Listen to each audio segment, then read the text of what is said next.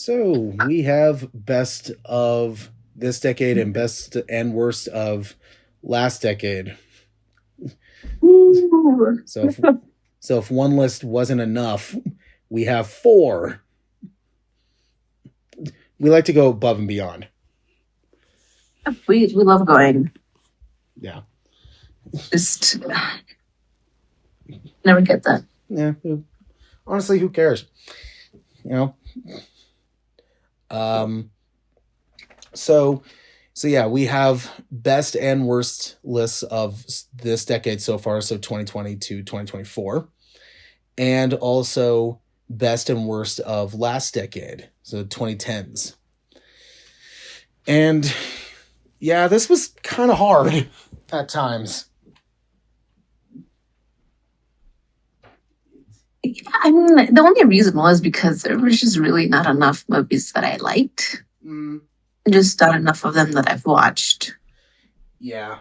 Well, and that was the problem that I had when it came to doing the best of last decade list. You know, especially the best of one, because it has the lowest number of movies that I have on all these lists. Is that when I was thinking about it, I'm like, there's really only a couple I would put, and then I was thinking about it more. I'm like, you know what? I did like that a lot. So it's going in here. A lot of the movies I have in here were just like, you know, that wasn't I liked it but didn't love it, or it was I didn't hate it but you know it wasn't good either. That I pretty much just said, oh, screw it, I'm just putting it in here anyway. I agree with you on that one. But yeah, so do we want to start with the best of, and then we'll get to the movies, or the two movies that we have planned to talk about, which we're doing in honor of a movie that just came out that is already being bombed like crazy. First day, and I already got the worst rated movie. Well, I watched it. I watched a review for it, and they said, all right, let's talk about there's one positive I can give this. Congratulations, Sony. You made a movie worse than Morbius. And I went, which was crazy to think about, because Morbius is really bad. Yeah, I was thinking like, no, it can't be that bad. Like, it can't be worse than that. And then people were saying it is. And I'm like, wow. So, yeah, but, you know, we'll get to that when we talk about the other two movies that are actually really good movies. So we'll get to that later. But first off, let's do our best of last decade list. So do you want to kick off with a movie first? Yep. Let's go. Okay, so what are we starting with again? We are doing so far, or starting off with the best of last decade. So best of the 2010s. So are we starting from order, 2010? You don't have to go in order of like years and stuff. It's just what you got. Also, I feel like it's slightly easier for me. Yeah. Slightly. All right. And I mean, okay, just bear in mind, I couldn't put more than 5 movies for every year for 2010s and above. So, well, I just picked number one. Fair enough. I'm not even going to go in order. I'm just going to give them, because I can't really rate them. Yeah. But I got Scott Pilgrim versus the World. All right. Which is up there. I have that in my list. Grown Ups. You do? Yeah. Okay. Yeah. I have Grown Ups. Wait, what? Grown Ups. The Sandler movie? The Sandler movie, yeah. Okay, we gotta talk. We are not going to talk about it. That is final. And hold on. Wait until we get to the worst of the decade. Then we'll talk. Because we're probably going to have a fight. Because I have, I think I have 2 Adam Sandler movies in the worst of last decade list. But we'll get to that when we get to it. Yeah, we'll get to that. Okay. All right. But anyway, continue. Next we got Tron Legacy. Okay, yeah, I did miss that one. Yeah, and then just because I really like Iron Man, I'm putting Iron Man 2 on there. Okay. And the fifth one was kind of like a really hard one for me because I really didn't want to put Karate Kid up there because that Karate Kid was bad. The Jackie Chan one. Oh yeah, the Jaden Smith one. Yeah. I don't know. I've seen out of the Karate Kid series, I think I saw that one, and I was like, I can easily just go back and watch the original and just be satisfied. I mean, I agree. It's cool to see Jackie Chan, do it, but it's like you kind of chose to do that. I'm like, okay, whatever. Yeah, I agree, but I mean, it was like in between. Mm-hmm. I didn't put it up there because I was just going to talk about how it wasn't the best thing because you grew up with it and you're like, oh, that's cool. As a kid, you're like, that's great. But when you rewatch it, it's just like, that's not the best Karate Kid out there. No. Compared to the rest. And now they're trying to do a new one. I don't know if you heard that. Yeah, they are. They're not trying. They are. Mm-hmm. Yeah. They already found the actor who's going to do it. Great. But I think they said that Ralph Macchio is coming back. Really? Because basically Karate Kid, that's his bread and butter. So when they came out and said, hey, we're doing the Cobra Kai show, I think immediately he was like, oh, dude, I'll do it. Because it's like what made him a star. Fair enough. What did end up beating was I think you're gonna get mad at me because it's such a stupid movie, but I put The Expendables as number 5. Okay. Movie. It's a stupid movie, but I liked it. I liked it. As long as you realize that it's stupid, but it's one of those it's dumb movie, but it's fun kind of movies, then I have no problem with it. Mm-hmm. But if you said like no, the direction was fantastic, the way they did this shot was amazing, I would have been like, okay, like we gotta take you somewhere and just get you cleansed. Yeah, no, I'm telling you it's stupid now, so you don't get mad at me later for putting it up in my top 5. But it's there, okay? All right. There you go. That's 2010 most liked. So those are the ones from 2010? 2010. Okay. You're going to start your 2010, right? Well, that's the thing. With mine, I don't have them like labeled. The only one from 2010 that I do have on mine is Scott Pilgrim. And fair enough. Yeah, I love and adore that film. Yeah, the next movie I have would be 2012. Wow. Actually, I think no, that was 2014. Yeah, it's 2012, and it's actually part of a series. So, so what's your 2011? 2011, I have 4. Okay. 4. Couldn't get 5, but I have 4. I have Rise of the Planet of Apes. Mm-hmm. Of the Apes, there you go. Rise of the Planet of the Apes. I have Drive.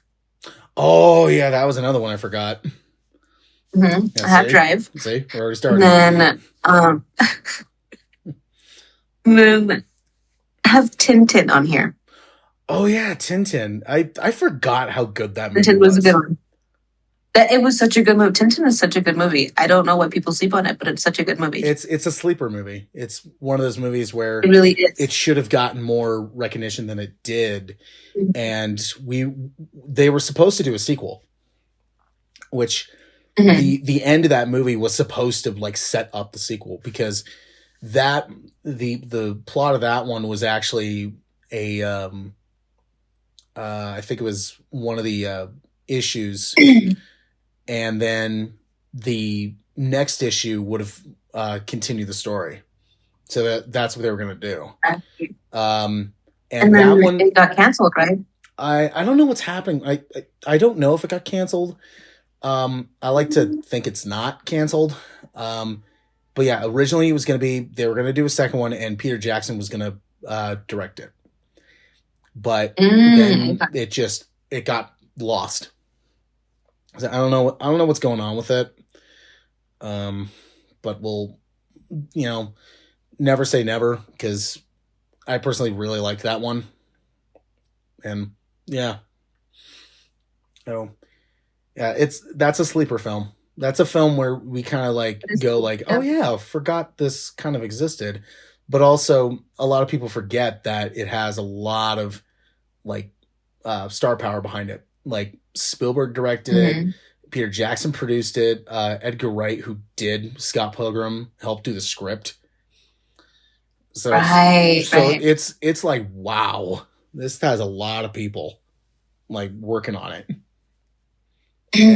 And also one of the few times we see Daniel Craig like play a villain. And I'm like, I want to see this guy play more villains. He was really good with his role. Yeah. So, yeah. And if nobody knows who Daniel Craig is, that's Bond. Yeah, Bond. Now he's the past Bond. So yeah, he's past Bond. Yeah, but it makes me, because I think he did that like between doing the Bond films. It was right before Skyfall. So I think like right after he finished doing that, he then jumped onto Skyfall, which Skyfall is one of my favorite Bond films. But yeah, it makes me go like, I wish people give him more roles that are like villainous, because I think he can really pull it off, especially with that. I agree. Because I know that I have one movie in my new decade, so this decade's list. It's I forgot. It's the one where he's like a detective and it's like a murder mystery one. Oh, I forgot. Knives It's Out? like that one. Yeah. That one. I have that movie in there because I really liked him playing like a detective role. Kind of similar to Bond. Yeah, I saw the first Knives Out. I haven't seen the second one, and then I think Rian Johnson said that he's writing 3 right now. So yeah, we'll see what happens with that. I didn't know that. The last movie that I have on here, it was really in between two. It was between Fast 5 and Transformers: Dark of the Moon. All right.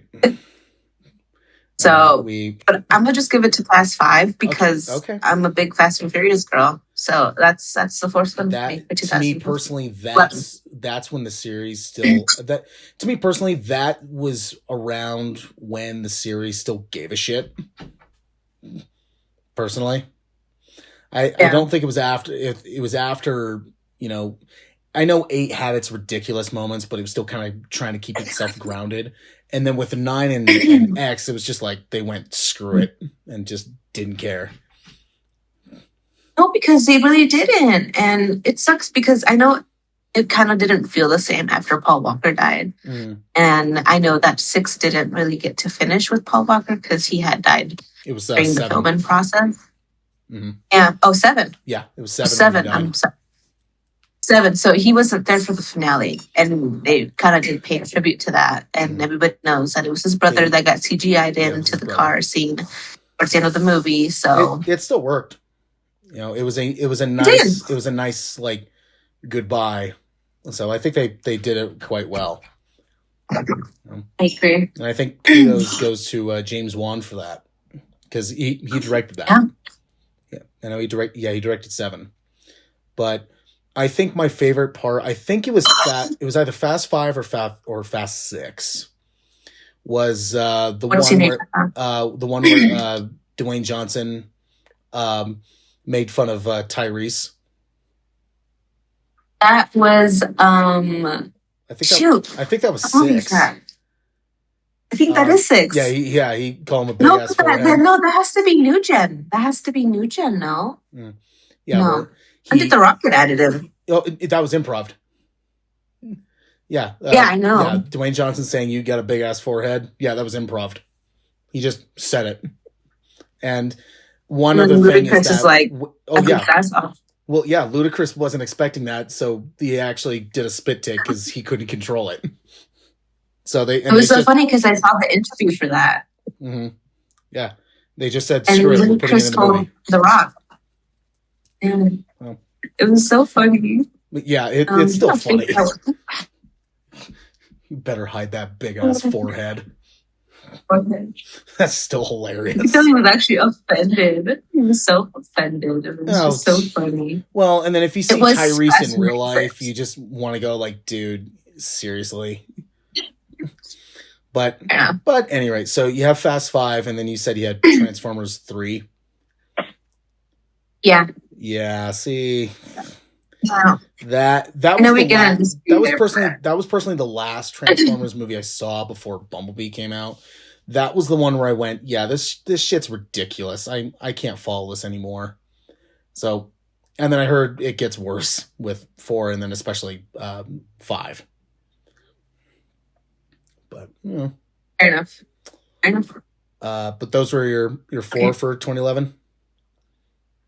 Yeah, you're right. 2011. Yeah, I completely forgot about Drive. I really like that film. Drive is a good movie. There was another one that was that I probably would throw in. I know a lot of people kind of mixed on it, but I personally really liked it. Super 8. Okay. Because I saw that movie in theaters, and I kind of grew up watching that. And it was made before J.J. Abrams took a stab at Star Wars, and that whole thing happened. But yeah, it's have you seen that one? I have not. I heard of it, but I've never seen it. Yeah, that one. It's about a bunch of. I think it was set in the late 70s. It's about a group of kids who are trying to get into a film festival, so they're making a zombie movie, and they go out by train tracks at night to shoot a scene in their movie, and this train speeds by, and then the train crashes, but there's something in the train that gets loose. To then you find out throughout the course of the movie that it's like an alien creature. I know Abrams wrote it and directed it, and I believe it's produced by Spielberg. Okay. So it feels very Spielberg. Like, it feels very much like his like kid adventure, or like, yeah, these like kids going on like a mysterious adventure movies from the 80s. I personally really like it. But yeah, I can't really think of any other movie from 2011 that I really like. I can't either. Okay. 2012. So 2012, that's a good one. That's a good year for me, at least. That it was a good year. It was a good year. Okay.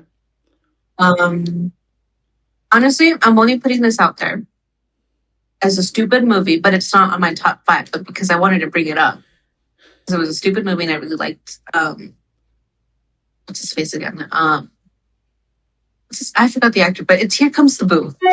Oh, Kevin James. Kevin James. I really like that movie. This is the best of, not the worst of.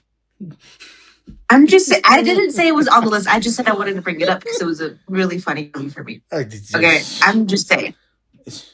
I mean, anyways, I'm surprised for the 2011 one. If you like that, I'm surprised you didn't put Zookeeper.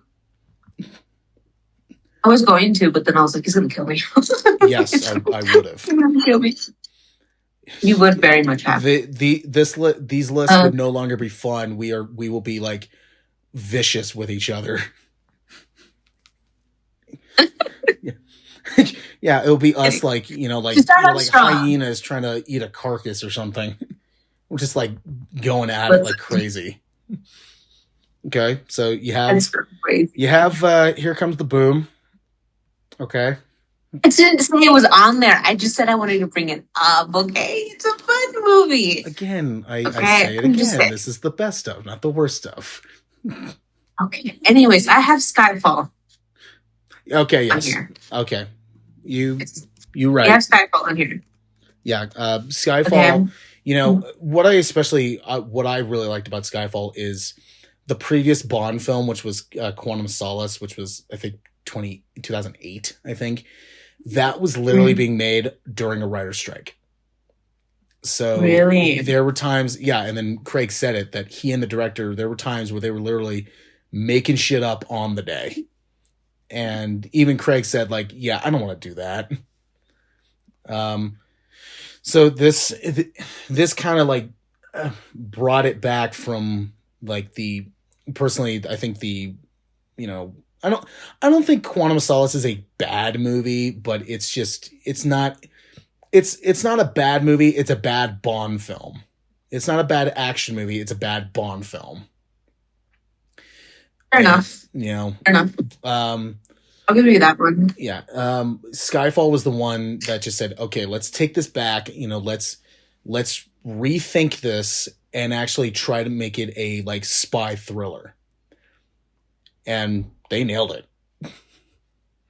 It really did. Yeah. And I really love the soundtrack to the movie too. This would really hit it off too. The movie had really great soundtrack. Well, and then what's actually pretty interesting is, I love how the soundtrack feels very like Spy.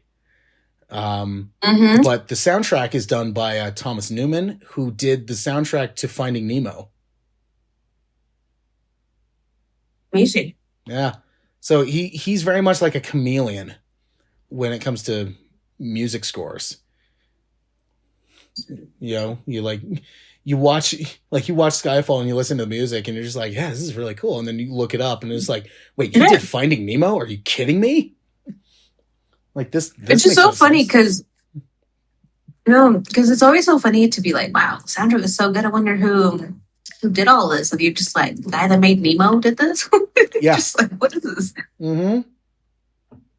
So I just think it's funny. Yeah. And then with Skyfall, I think it gave us probably the best Bond song since Goldfinger. And I'm just going to put this out here. I don't care that much for Adele. Oh yeah. I don't care much for her. I like some of her songs, but it's kind of like, okay, like, all right, it's fine, I guess. But I love that song.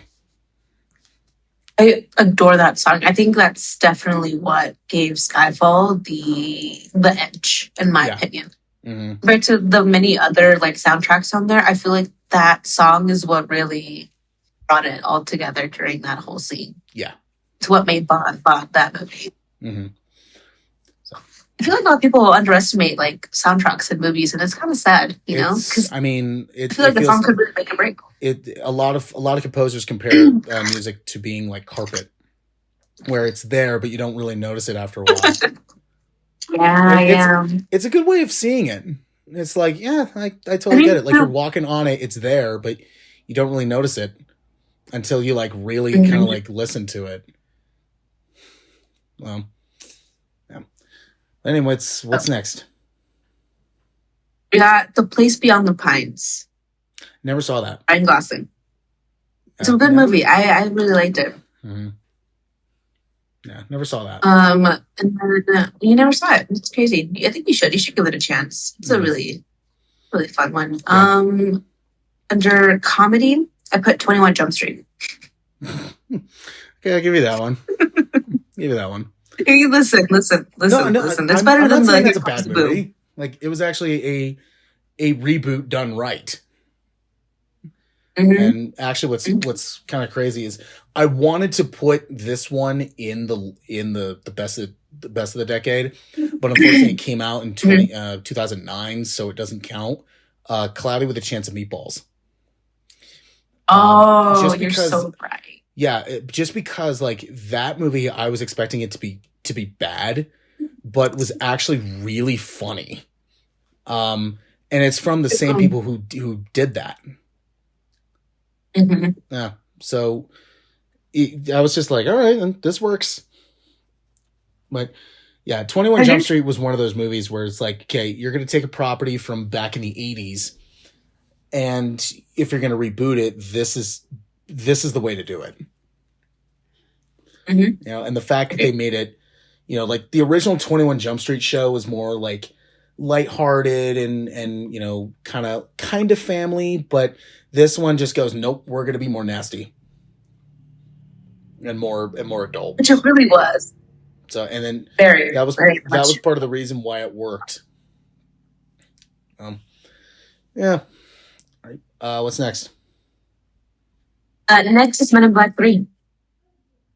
Oh yeah, kind of forgot about that one. I'm putting it up there because, I remember seeing that movie, I think, twice, and I don't think I've seen it again. I haven't seen that movie in years. It's been a while, yeah. I did remember liking that one more than 2. Yeah, nowhere near as good as the first one, but I think I did like 3 more than 2. I'll agree with you on that one. I feel like every watch it, I'll agree. Yeah. And then, I decided to put one horror movie in there for you, but I think you're going to kill me for it because I don't know if you like it. But it's You Can't Kill Stephen King. You Can't Kill what? You Can't Kill Stephen King.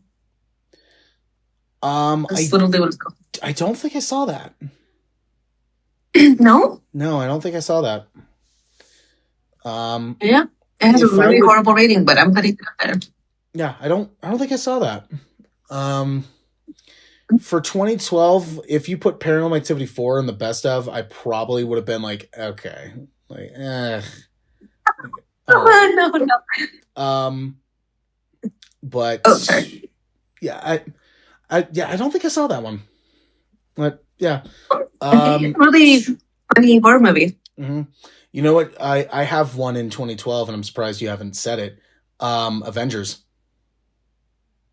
Oh shit! I forgot about that. Yeah, the reason why, and then I throw in both the first one and Infinity War and Endgame. Ultron. Yeah.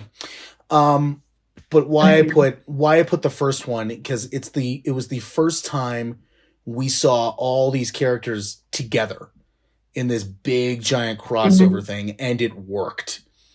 Like they made it fun, they made it just action packed, and also everybody got enough screen time. Even Hawkeye got enough screen time. And that's right. And at times he felt very like disposable. Especially like over the years, but then they made him more like front and center, which I appreciate because I did like him. And and then they said, hey, we got a huge hit on our hands. Let's continue this. And then with Infinity War and Endgame, that was Marvel saying, okay, we've built up this universe up to this point. Now get ready, because we're going to basically be a Game of Thrones, and we're going to kill some people off. And you're not going to be happy about it. And so, yeah. But I will say this, Endgame, that was one of the best theater experiences ever. Like, oh my God. Seriously. Remember when you went and the full. Yeah, it was full. It was when it was on a Friday. It was after school. Like I actually bought tickets during class. And because I was texting my buddies, like going like, dude, you going? I was like, all right, meet me after school at this location. All right. And then I bought tickets literally as we were learning about like history. And so I got them, and then immediately went to the theater, and it was packed. Like it was the most packed I'd seen that theater. And then I saw some people from school there, and they went, like, okay, hold on, what showing are you going to? Like which time are you going to? And they said, oh, we're going at this time. And we go like, okay, we're going to the one 30 minutes after. So if, you finish, don't run into our theater and shout out what happens in the last 30 minutes. Oh my gosh. Yeah, they didn't. No, they didn't. But that that theater experience was just amazing. And I know a lot of people, like to harp on the MCU saying, "Oh, they're not cinema, they're amusement park stuff." I think if a series can build up the way it does, and then at the end go, we're gonna kill off some characters, or like it's gonna play out a certain way, and you're smiling, you're happy, or you're feeling emotions for those characters. To me, that is cinema, and it works. And really does. I agree with you on that one. Yeah. So yeah, I throw Avengers 1, 3, and 4. 2 is its own thing, and we, whatever. Didn't hate it, but also I wanted to love it, but I was like, yeah, you kind of were some things you did this, some things you were doing. I'm like, I wouldn't have done that. I agree with you on that one. But that's the only one I have for 2012. And then I completely forgot about Skyfall. Like, see, there's a lot in there where I'm like, oh yeah, I couldn't forget that. All right, 2013. All right, 2013. Maybe you should start. Do you have anything from 2013 on there, or not really? Nope. I have. I think 2 from 2014, but none from 2013. I got surprising. Pretty bored here.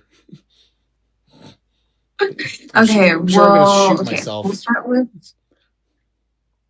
shoot yourself. 2013 was a decent year. Okay, it really was decent. Maybe not like super best, but it was decent. I put Man of Steel on here. Superman. Okay. I liked it, but I didn't love it. Yeah. But no, that's just. I have Iron Man 3. Okay. I've heard a lot of people say that Iron Man 3 is a Christmas movie. Why? I have no idea. I have no idea why. You would have put this on here, but movie 43. Okay. Oh. Well. I'm sorry. I'm going to harp on that. And I'm going to say that was the worst piece of dog shit. That was everybody humiliating themselves. Explain. So like, I'm sorry. I hate that film with a passion. And yeah, I'll talk about that more when I get to the worst of the decade. You definitely will. We will harp on it, and I know you're already just like why. Okay, moving on. Now You See Me. Okay. I personally, I liked what the movie was going until the third act, when it just became kind of stupid. To me personally. You personally? Yeah, me personally. Right? I not liked it. Wolf of Wall Street. Oh yeah, Wolf of Wall Street. I did see that in a lot of lists. Yeah. Wolf of Wall Street. I would say that it's definitely to me. It's not a movie I would rewatch over and over again, mainly because it is long as hell. But there's a lot in there that is just really funny. And it's still crazy to me that, Martin Scorsese, who I think it was like 70 at the time, made that movie. And I was like, yeah, that's just nuts. Crazy. All right. Okay. Shit, are we moving on to 2014? I guess so, because, there's some picks in 2013 I want to just skim over. Great. Yeah, for 2014, I have 2 on here. Yes, 2. Okay. 2 movies. John Wick. Because, reasons. Very good. Very good. And the other movie that I didn't see last decade, but I did see it this decade, and it was like really good, and I actually wasn't expecting it to be all that good, even though people were saying it's really good. Whiplash. Oh, okay. Yeah, that movie, man, that movie just makes me not want to play any instrument, like at all. Because I'm going Oh like, my god. I'm just going like, if I start like playing, if like start playing a guitar or like a flute or whatever, I'm just, doing it like normal, but then all of a sudden, like, instructor throws a chair at me. And, and just like says like, do you know why I threw a chair at you? And you say no, and they charge right at you and like scream in your face. It's just like, yeah, no, I'm not doing that. Well, that's what happens in the movie. Yeah. I've never watched it, but that's typical to think about. There's a scene where they're all in the room and Miles Teller is playing the drums, and J.K. Simmons just kind of walking around observing, grabs a chair and just chucks it at him. And my gosh. And then like stays composed and goes, "Do you know why I threw a chair at you?" And then Teller goes, "No," and then Simmons literally just like walks up to him all pissed off and screams in his face. And it's like, no, I'm not doing that. Like he was freaking scary in that movie. Yeah, no, that sounds scary. I mean, it's a great movie, especially the ending too. Is like, it's just so satisfying. But it's one of those like drama films that is like horror. Mainly because of Simmons, because he is scary. And yeah. Those are the two I have. And then John Wick, I also throw 2 and 3 in there. I throw the whole series in there. Because it brought Keanu Reeves' career back on top, because I mean, really think about it. I mean, in the 90s, it wasn't until he got like Speed and then did especially The Matrix when he was a superstar. And then throughout the 2000s, he was kind of doing like little things here and there, like, like good movies like Constantine or Scanner Darkly. But then before John Wick, he was doing like pretty movies that were either bad or bombed. And his career was kind of at a low point. And then he got John Wick, and then it made him a superstar again. Yeah, which is great, because I'm glad that he's getting recognition even after a big long career that he's had. Because people only know him for John Wick. Not everyone, but a lot of people just know him as the John Wick guy. And I'm like, no, he has he's more dozens of movies. I mean, he's been in. He has some really good movies like The Matrix. I love Constantine. Speed is awesome.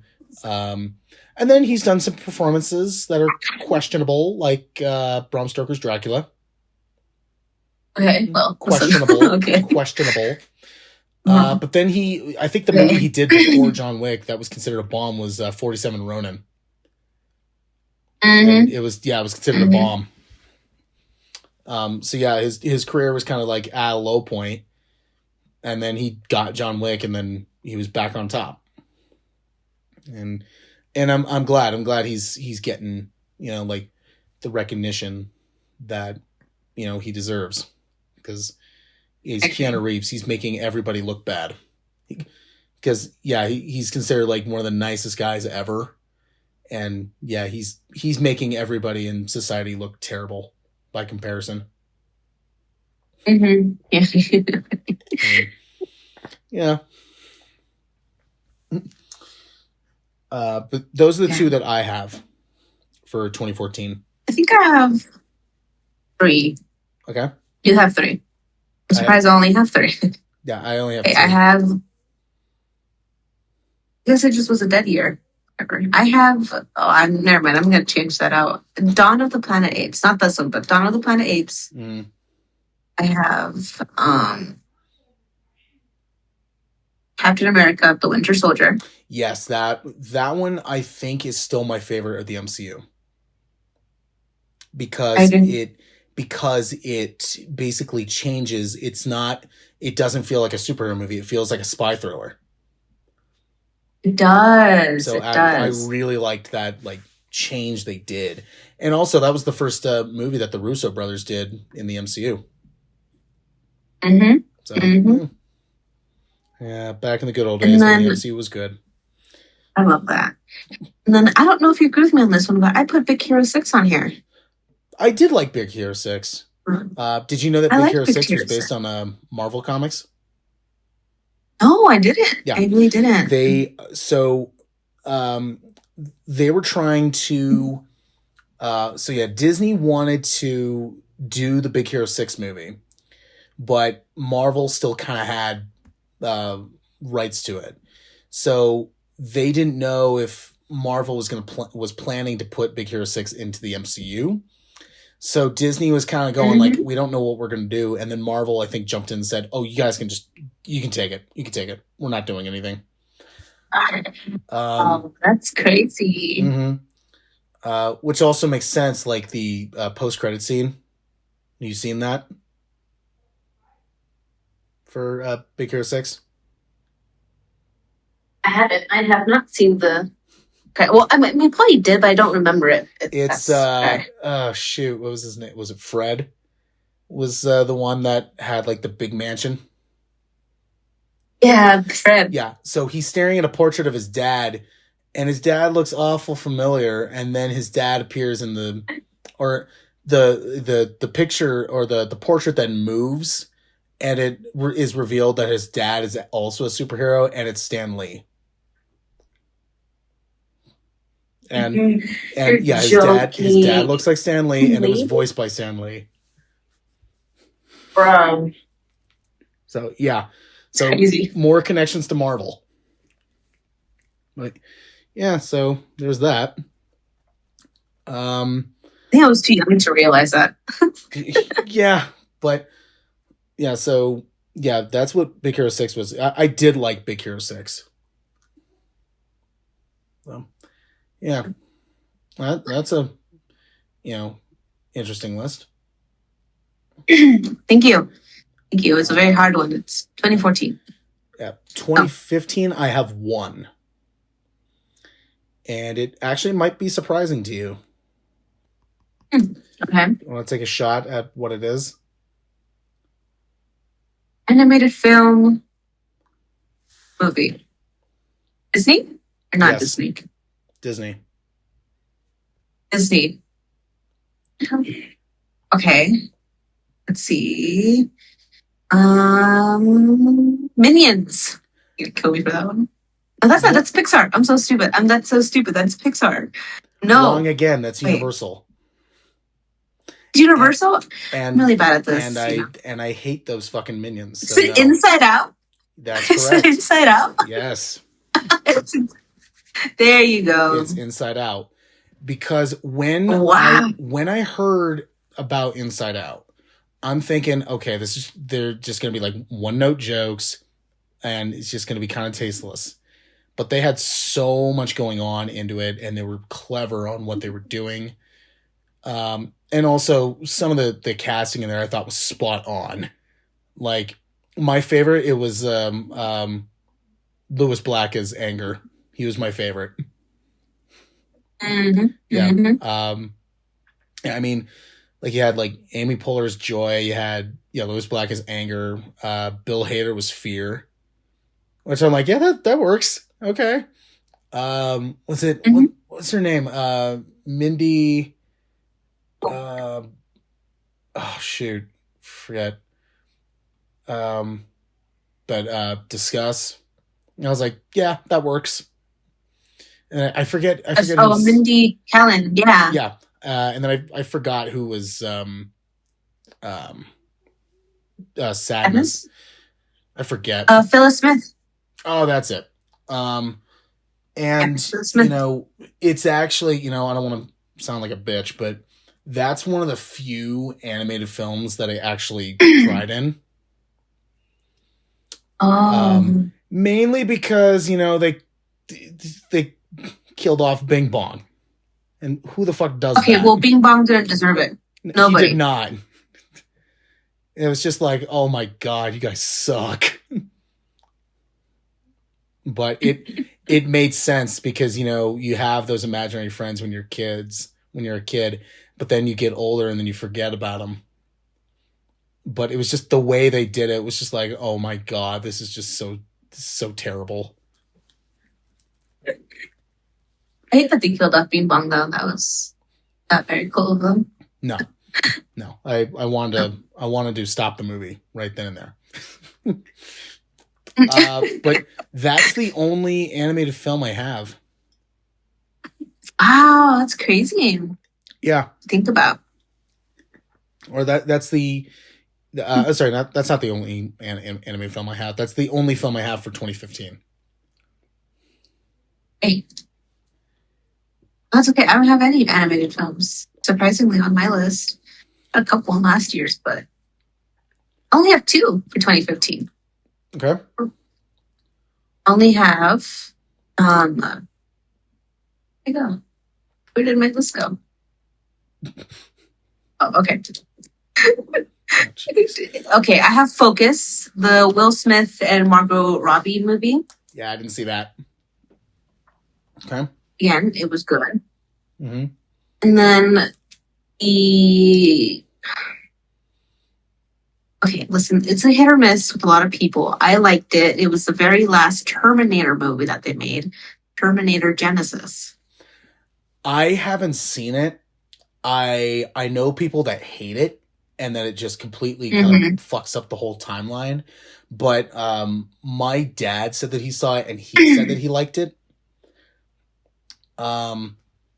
It's just, to me, it was just kind of like, okay, now it feels like you're completely like rebooting the whole thing. And it's like, all right, this is just weird now. But I don't know. I still haven't seen it. The last Terminator movie I saw, I think, was Salvation, which I thought was okay. So yeah, I can't really say much on that because I haven't seen it. But yeah, that's all I have. I know there are some other couple ones that I've thought about, like Mad Max or like Fury Road. Mm-hmm. Yeah, Fury Road was bomb. It was awesome. I really liked it, but I don't know why I didn't put it up here. Yeah, and then the stupid Pixels movie, but I think I put that on my worst list. Just to spoil it for you, I put Pixels on my worst list. Remember what I was saying earlier about the 2 Adam Sandler movies that I have? Yeah, that's one of them. Yeah, I'll be with you on that one. Yeah, that's one of them. But you know, we'll get into that when we get there. You know, we're trying to keep it positive around you. I have some things to say about it, but you know, we'll get to that when we get to it. Yeah. But anyway, okay. 2016, I've got nothing because 2016 was a dog shit year. Wow, I have Deadpool on here. I don't know how you didn't like Deadpool? No, I mean 2016 in general was just a dog shit year. I mean, from, you know, like politics side, celebrities dying like left and right, a whole bunch of disasters happening. It was just a bad year. Yeah, but luckily Deadpool came in and saved us for a little bit. It really did.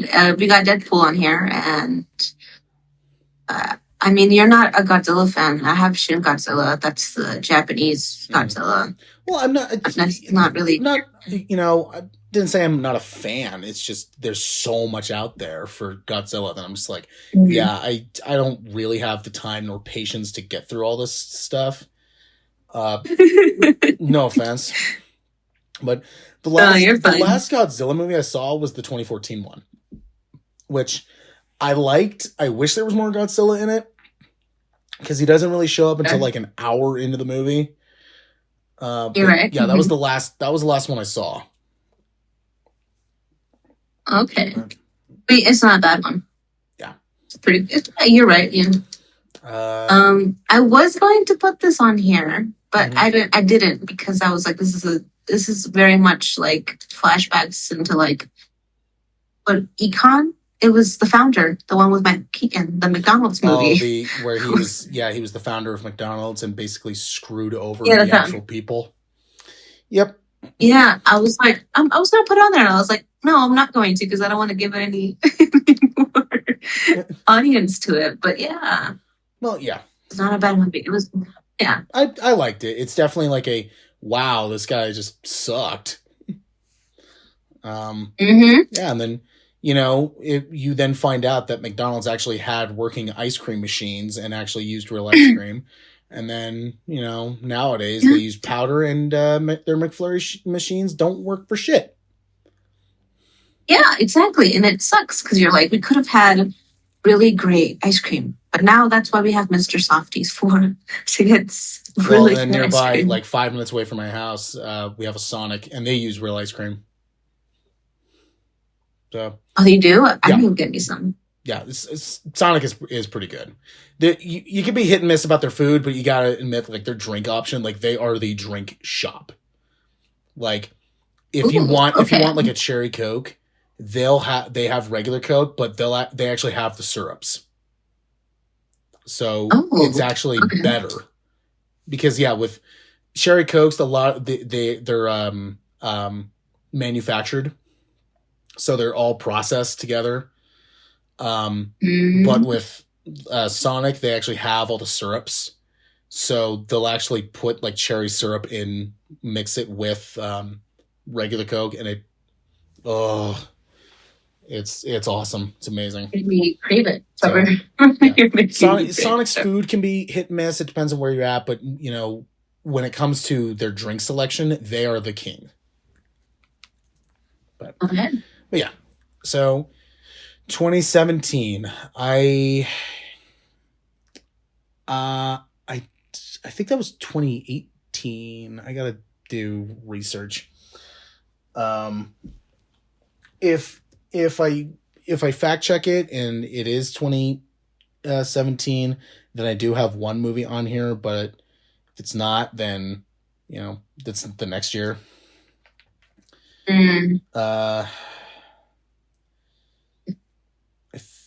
I think it's the next year. No, it's 2017. Okay, so it does count. Cool.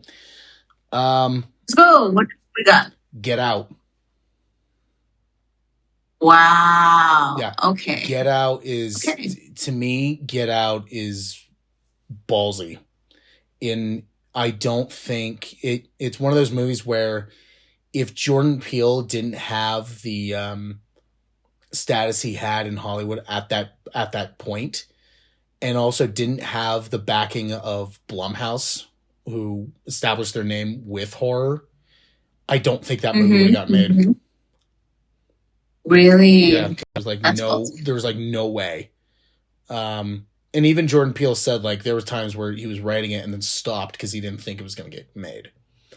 But that film, it's you're so on edge, like, and it talks a lot about race, and there's so many parts in that movie where something like little happens that I'm just like, whoa, hold on, back up, like that's not right. Like for example, the main character says like, like sorry, I wasn't trying to like snitch at all. To then one of the other characters who is black went, oh, you mean Tattletale? And I just went, whoa, hold on. Like, that's not right. Like, what the fuck? It's like, it's one of those where you're just like, oh my God. Like this ain't right. But yeah, I love Get Out. That's the only movie for 2017 that I have. Oh, okay. Let's see. What do I got on here? The introduction to Tom Holland's Spider-Man: Homecoming. Oh, Homecoming. Yeah, I know. I did like that one, and then especially like the twist is revealed. It was like, oh, well, shit. that sucks. Oh yeah, it really does suck. Yeah. It's just like, oh, the guy you were hunting the whole time is actually the father of who you're dating. Well, whoops. Oopsie daisy. Oopsie daisy. My bad. My bad. Yeah. I have A Dog's Purpose on here. I didn't see that. No, I cried. Don't, I cried. It's a great movie, but don't watch it. I cried. Exactly. If you can't handle doggies crying, or doggies dying, then it's not worth it. It's not worth it. Okay. Logan. I have Logan on here. Yeah. And Velocipaster, which I didn't know was made in 2017. You know, typically I'd be saying you're wrong, but nah, you're good. I'm good. I'm good. And I think that's it. I'm good. I put it on there because I was like, stupid movie. It's like, come on. You gotta put that on there. Yep. All right. 2018. I have two, I think that was 20. Yeah, it was 2018. So 2 movies. Ooh, okay. One of them we may be talking about later. That is Into the Spider-Verse. Okay. Okay. And the other one is a horror movie that I know not a lot of people, I know a lot. It's very mixed because I know a lot of people are saying it's an art house film and there's nothing going on and anything like that. It's boring. But to me, I personally really liked it. And it's from A24. Hereditary. Okay. Oh, okay. I'll agree with you on that one. That is one horror movie I can rewatch. Yeah. Yeah. And actually, how I watched it, was I looked on Twitter and it just came out and I saw some people tweeting about it. And my mom and I were home and we're just like, hey, you want to watch something? And we're like, sure. And then we found that one on like available to rent. And I was like, yeah, I've been hearing about this one and like not knowing what we were getting into. And yeah, we were both just like, oh shit. Well, that happened. So yeah, I know a lot of people that don't like that movie, but personally, I really did. Mm-hmm. Oh. I really liked it. I agree with you on that one. Yeah, it could be hit or miss. I can see why people didn't like it, but I liked it a lot. Yeah. Now, what about you? I have two movies. I have 2. Okay. Ocean's 8. Okay. Okay. Am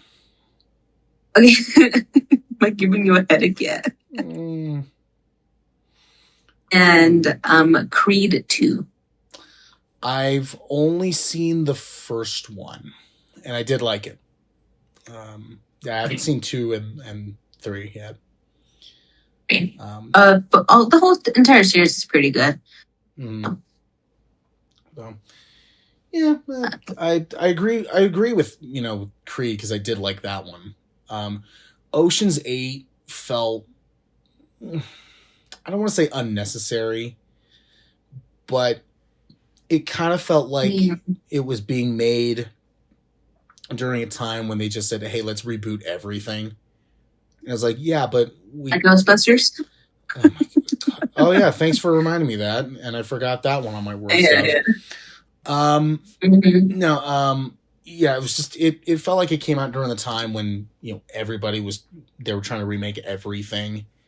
And this one, it felt very much like, okay, I feel like you're just doing it for the sake of doing it. But I don't know. I know some people that do like it, and I know some people that hate it. But again, I didn't see it, but it just to me it was just kind of like, all right, you're just doing this just to make money. But I don't know. I quite liked it.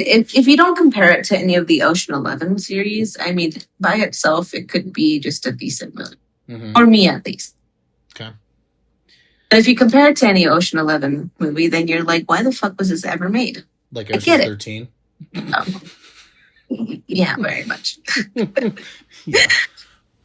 Yeah. All right, 2019.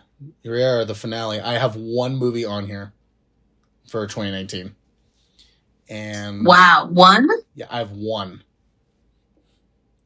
Again, like, doing this was hard because I'm like, oh yeah, forgot about that one. That movie, another A24 movie, The Lighthouse.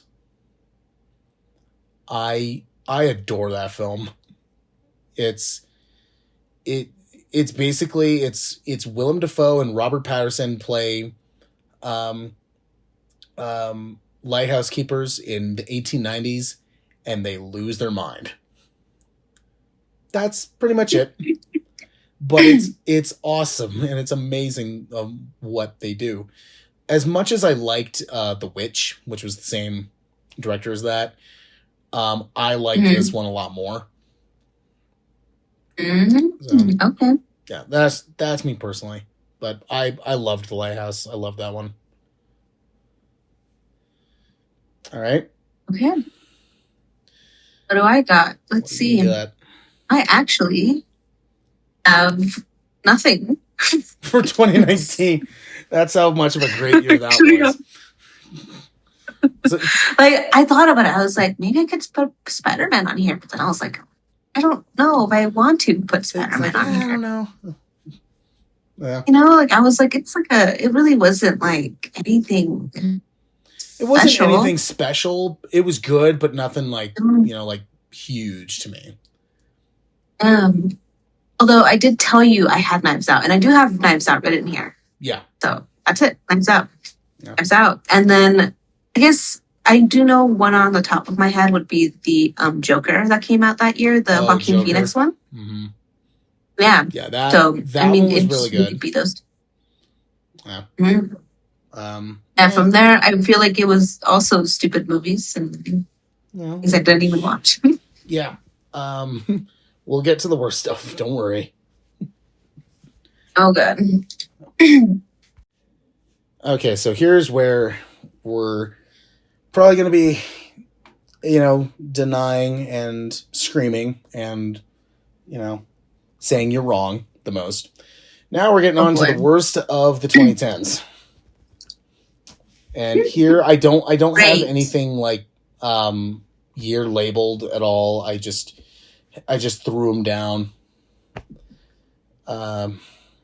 Good. Let's just go that way. Let's just stick to just naming out movies because what's the point of all right giving them their own section, So the first one I have is movie 43.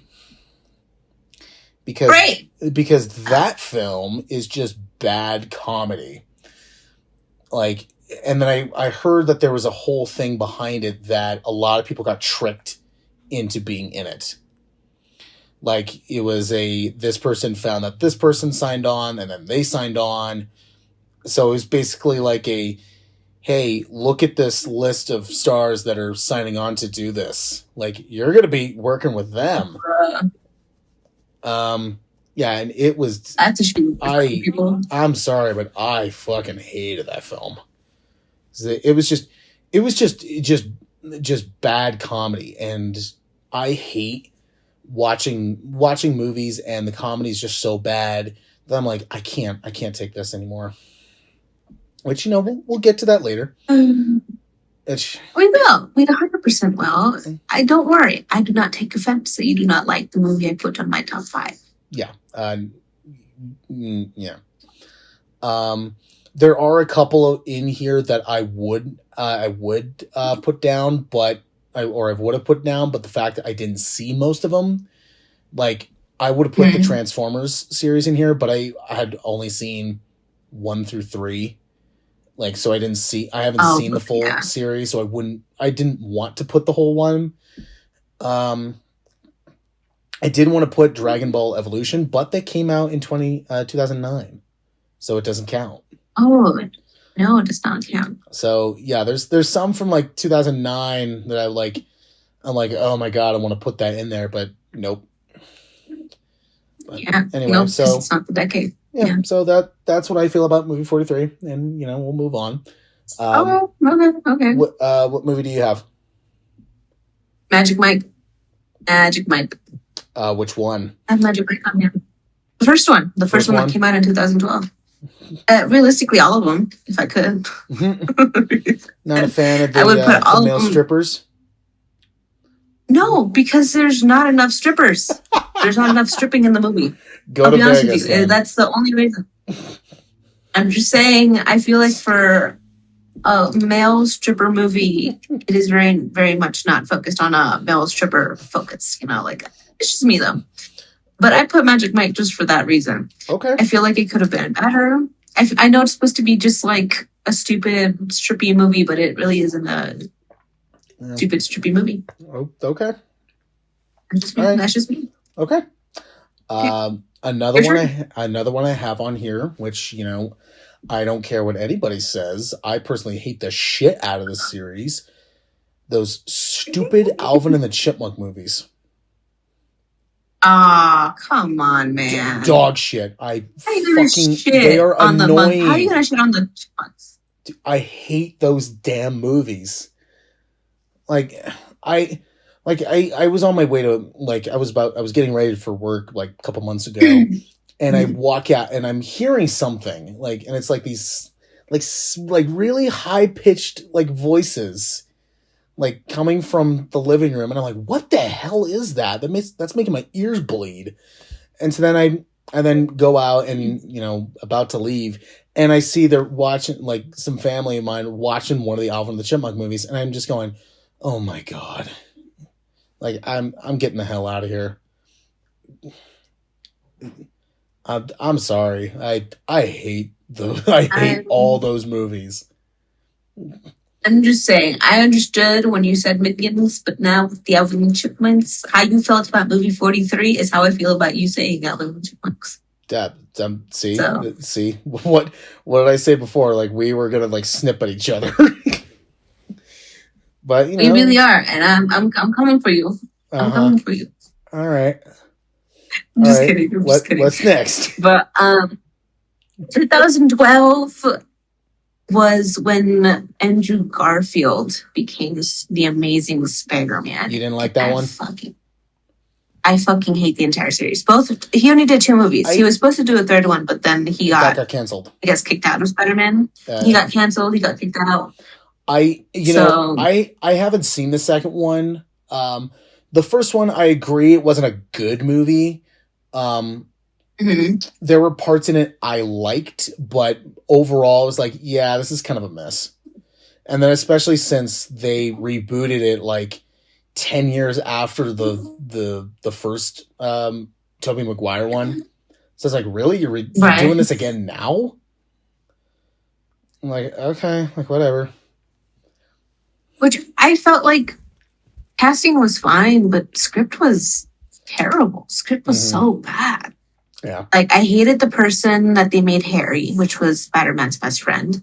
Harry's backstory compared to the original, I understand it's supposed to be different in a way, but at the same time, they didn't make it seem different. They it felt like they tried to take Tobey Maguire's timeline, I guess if we want to go there, and try to put it into Andrew Garfield. Yeah. Timeline. That's how it felt. It felt like I just hated it.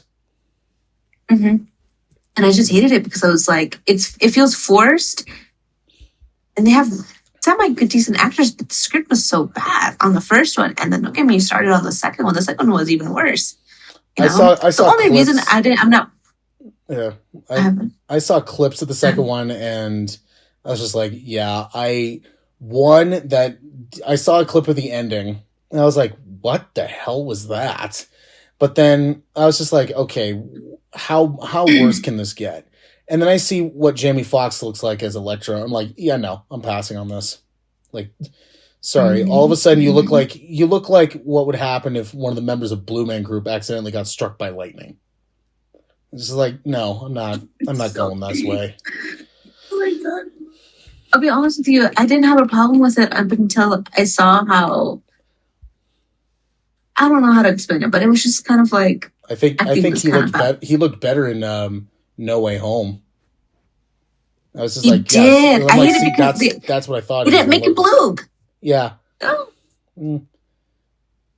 Okay. But for me, that's my biggest one. Like the Spider-Man, I'm not Andrew gonna fight. Garfield one. Yeah, I'm not gonna fight on that one because there were stuff in it that I was like, yeah, this does not work. Mm-hmm. Next one I have. Oh shit! This one.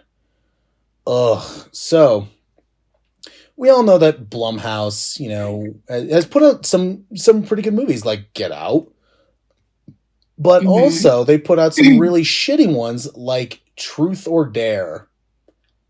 Is that the one where they like touch a head and they get like high on it? No, that's the one. That's a different one. That's the one where you find out that the game of Truth or Dare is actually cursed by a demon. And if you don't do the truth or if you don't do the dare, then that person that was asked the question, they all of a sudden get possessed by this demon that makes them look like a Snapchat filter over their faces, and they commit suicide.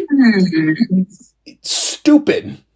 Like, seriously, it literally looks like a Snapchat filter. Like, every time when they get, like, possessed. I saw this review for it, and they said everybody in this movie is trying to make their best attempt at being Willem Dafoe in Spider-Man. I'm like, yeah, that's pretty much it. Yeah, I hated that movie. I mean, I knew going into it that it was not going to be good, but it was like, this could have worked. But you do this stupid thing anyway and just say screw you and just like whatever. I hated that film. What do you got? What's next on your list? I have the Will Smith. What's it called? Will Smith Karate Kid. The Jackie Chan one. Oh, yeah, that one. Yeah, the Jaden again. Smith. Yeah, I don't know how to explain how disappointed I was with this movie. Wow. Even though I get it, it's a reboot. Mm-hmm. It makes a little bit more sense, but it still sucked. It still sucked. I know you're not supposed to compare reboots, but it's not. What the fuck am I supposed to compare it to? Like, it's not good. It's not good when you compare it to the original. Yeah. It's not good by itself. Mm-hmm. I know a lot of people grew up with it and they're like, oh my God, it's great. It's like so much action. I'm like, this movie sucks. It's literally just that. That's all it has is really good karate because Jackie Chan is in the movie. That's literally the only upside to this movie was Jackie Chan. Yeah. In my opinion. Yeah. In my opinion. Much. I just have to be flat out to say it. It really was a bad movie. Mm-hmm. So that's just me. Well, I'm not gonna fault that. Next one I have is oh my God. This, I know a lot of people have said like the Paranormal Activity series sucks. I don't think it sucks. But if I had to put like some of the worst found footage movies in this list, I totally forgot about The Gallows. Like right now, I was like, oh, that's right. The Gallows was fucking awful. But I'd rather take The Gallows over The Devil Inside. Have you heard of that one? Devil Inside. Okay, so I'm gonna look it up while you talk about it. That one is about a woman who is followed by a documentary filmmaker who is making a documentary about her mother who killed a couple of people during an exorcism that was performed on her. Oh.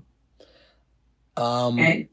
But then they're also they run into these two Catholic priests, and they have it's known that when it comes to exorcisms, the Catholic Church wants them to be very secret, like they don't get out.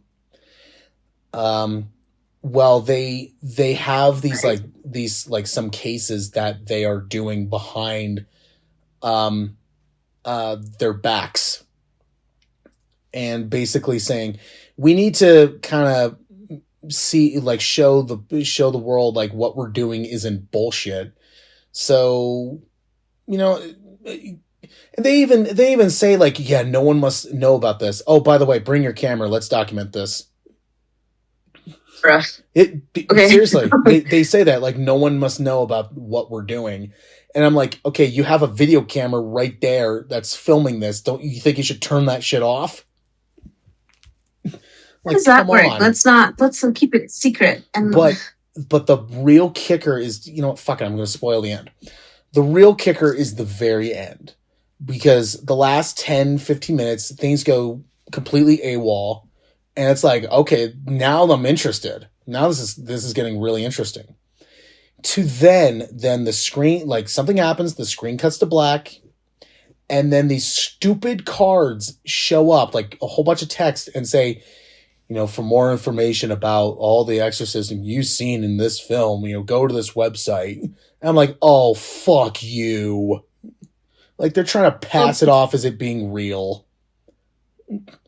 Come on, bro. Seriously, it's a big, like, screw you to your intelligence. And it's like, I was like, oh, fuck you. I'm not taking your bullshit. So I was like, I'm done.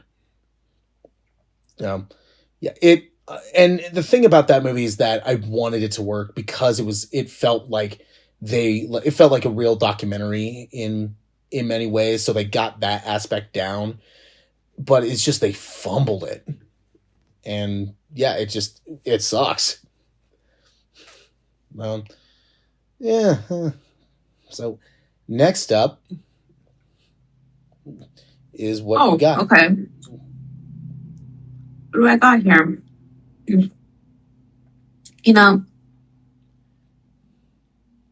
I wonder sometimes about my taste. Because I feel like I should have given this movie a bigger chance.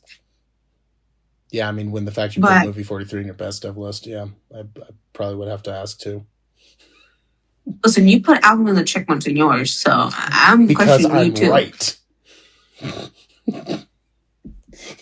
But moving on. Moving on to a decent movie. Okay. I had potential. Mm-hmm. Screwed up very recently, and you know this. Ant-Man. Which one? Ant-Man. First one, the very first Ant-Man. Really? Yes. I've only seen the first two Ant-Mans, and while the second one I don't, there was stuff in there where I'm like, yeah, you guys, this kind of seems a little pointless at this point. Mm-hmm. The first one, okay, here's the thing with Ant-Man. That movie was originally going to be done by Edgar Wright. Like he said that, he wrote an outline, he was going to do it, but then Marvel wanted to change stuff that would have changed the movie entirely, and Edgar Wright walked off. Mm-hmm. But he still got writing credit, but it was then rewritten by a bunch of different people, so then it really didn't turn out the way that he wanted. So that is, he left due to creative differences. So if Edgar Wright was able to keep like the way he wanted it, who knows what might have happened? It probably would have been really, really good. Because out of Edgar Wright's movies, I have not seen one bad movie he's done. But I didn't hate Ant-Man. I thought it was, it was mainly because they were aware of how dumb it was. Like saying like, yeah, it's literally, it's a guy who has a suit where he can like change small and change into an ant. So it's like, okay, really? So they knew how stupid it was, but they were just going like, all right, let's see what we can do for fun here. And I especially think, Michael Peña's character, I think definitely helped, especially with all like the flashback parts I thought were kind of funny. Mm-hmm. But, I won't fight on that one. 'Cause, it definitely seemed like that was during the time when MCU was trying to introduce all these new characters, and it's just like, really, you're introducing this? Like, okay, whatever. But I won't fight on that. Yeah, fair enough. I mean, I feel like I feel like it could have been salvaged in some form of way. But I just feel like it started going downhill after a while. Yeah. Well, and then now the MCU is at a point now where they just don't know what the hell they're doing, and they're losing viewers like crazy. Next one that I have, I swear, if you tell me that you like this one, I don't know, need help. The Emoji Movie. I'm not gonna tell you that's a good movie. I'm really not going to. I forgot about that movie though. Mm-hmm. Yeah. Okay. All right. All right. Yeah, that film was awful. That, let's just say, when they started making that movie, it was already like way past its prime. I mean, hell yeah, lame jokes that we all heard, and the fact that question: did you see that one? The Emoji Movie? Yeah. Of course I did. Yeah. Oh, Jesus. Well, there were so many times where I groaned throughout that one. Like one of the biggest ones was when the main emoji, I forget.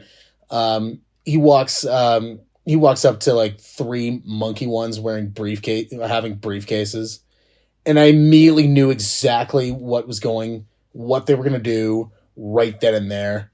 And they were just like, we have business to attend to. I'm like, oh, fuck you.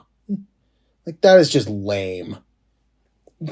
And yeah, and actually what's funny about it is that I was going over like some of the stuff with, I was talking with my father last night about some of these movies, and I said that same thing, and and I told him like they stretch it out to the point where you just want to scream at the screen, just say it already. And he was pretty much the same way. Like I told him that one, and he's just like, oh, I get it.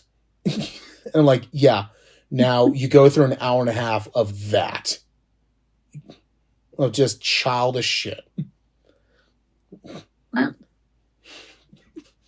I mean, my God. It was just painful. I mean, I forgot how the way that you're describing it, it's like, oh, I don't even think I ever want to rewatch that ever again. I'm never rewatching that again because I'll never get that time back. Mm-hmm. All right. Next movie. What you got? Next movie. Let's see. Oh my God. Why do I have no movies that I hate? No, that's a lie. I take it back. I take it back. You know how many times they redo King Arthur? At least every other year. They do it every decade.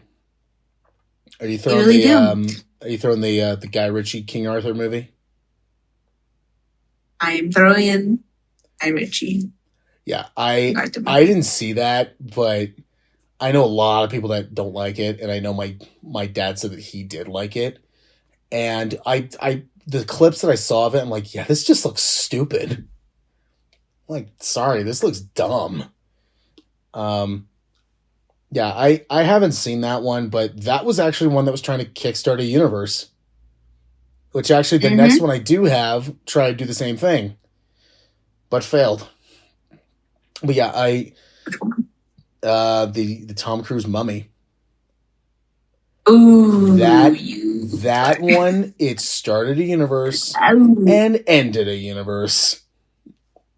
Yeah, that thing was like, as much as a bunch of people like to like dog shit on like, I also have Batman v Superman on here, just because of that. like the film wasn't bad, but it was just like, really, this is what the hell, this is what you're doing. And somebody said it best, that Batman v Superman, it feels like a really good Batman movie stuck in a really boring Superman movie. And I was like, yeah, that sounds kind of right. But Right, yeah. so I think, with Batman v Superman, it was like they were trying to duct tape that movie together. With the Tom Cruise Mummy movie, they were trying to scotch tape that thing. Like they had nothing. And this is actually true. That it being the dark universe. What's funny about that is that I have a friend of mine who saw it in theaters, and he said that right after the Universal logo, they throw in the Dark Universe logo. Mm-hmm. And they said that once that logo popped in, the audience laughed. Like they laughed. And I was like, oh my God, that pretty much just sold it.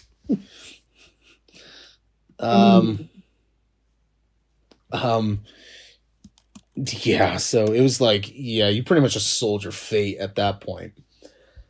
And then the other thing too is it didn't know what it wanted to do, because it was trying to be like, we want the horror of like the 30s movie, the 1930s movie, but also the adventure of the 90s movie. Like, we don't know what we want to do. And then I found out that it had like 5 writers on it. Bro. And I was like, whoa.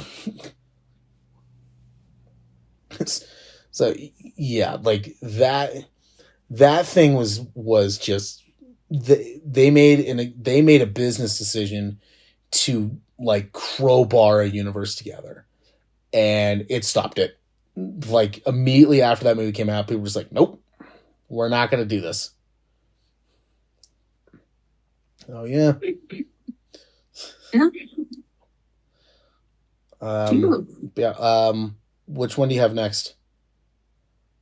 I have Hustle. Anne Hathaway. The Anne Hathaway one? Yeah, I had no interest to see that.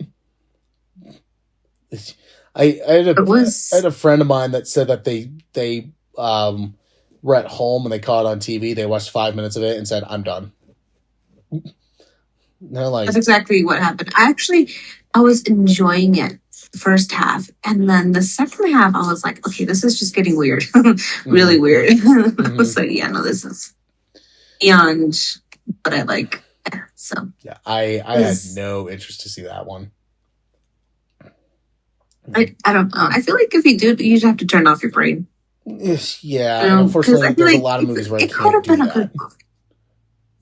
Could have been a good movie, but it's just not. Nope. I'll say that much. Yeah. Right. Next I have Pixels. All right. Yep, I'll agree with you on that one. All right. I'm going to say this. The premise I liked. And I heard it's based on a short film that I've heard is good. And I'm going, okay, cool. Like, I like this idea where, it's in the 80s, like a video game tournament, it's all recorded and then it's sent up into space and aliens see it as a threat of war, and they recreate all the stuff and basically use it against us. Okay, I like that idea. But let me tell you something. A movie with Kevin James and Adam Sandler, they will fuck it up. And guess what? They did. And I fucking hated that movie. And another thing that I did that I was like, what happened? It's directed by Chris Columbus, who, if you don't know who he is, he wrote like Gremlins, he wrote Goonies, he wrote Young Sherlock Holmes, and even directed like Home Alone, Miss Doubtfire, and then the first 2 Harry Potter movies. But I think after he did Harry Potter, he lost his way.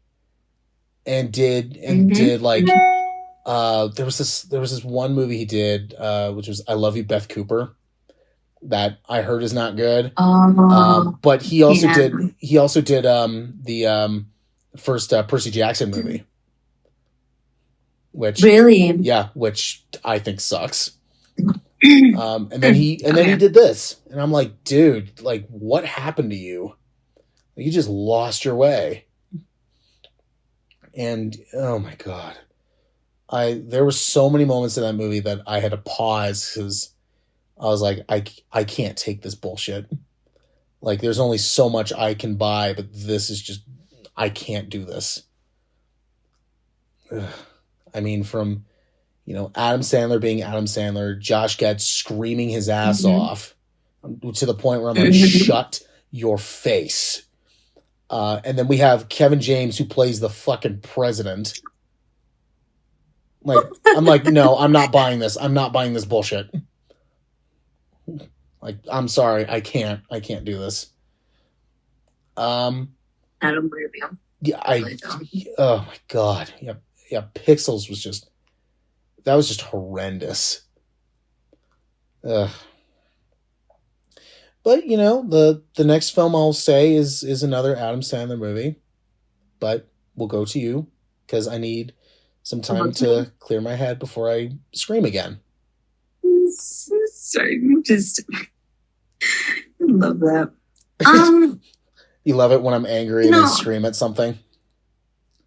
I quite do. It's actually quite entertaining to hear you ramble on about it just slightly. Good to know.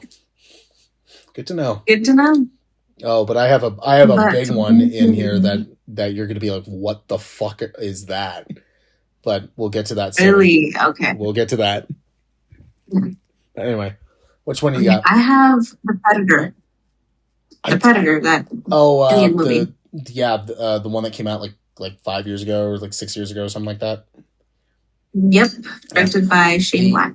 Yeah, who returned to the series after the first one because he was in the first one, and he helped out with the script for that one. It was like, what happened? Why?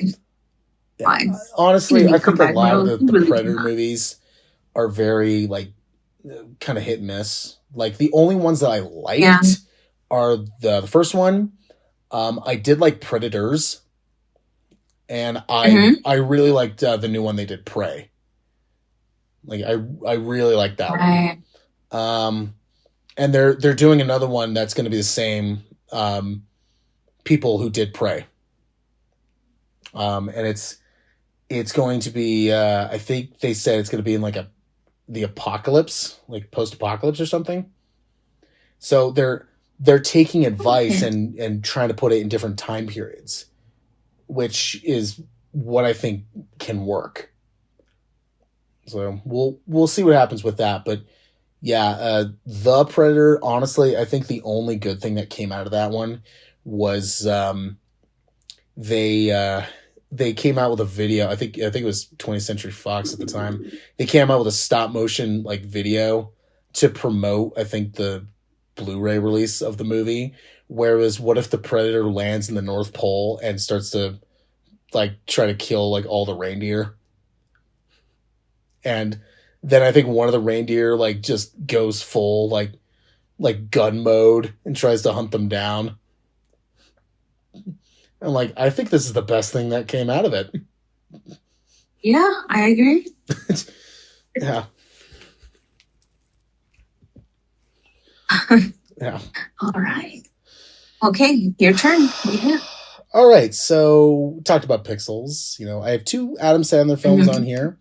I'm thinking, what can be bad? Like, which one of his movies did it come out this decade that I absolutely like despise? Like, Pixels, I hate it because of all the material that it had that they just ruined. This one had nothing. It was annoying as hell, and I still have like battle scars after watching this one. Jack and Jill. Oh my god. You forgot that movie existed, didn't you? I did. Yep. Yeah, I haven't. Oh my God. Adam Sandler playing, he's playing a rich advertising executive, as a nice family. Like, what does he have to lose? Like, what does he have that's challenging?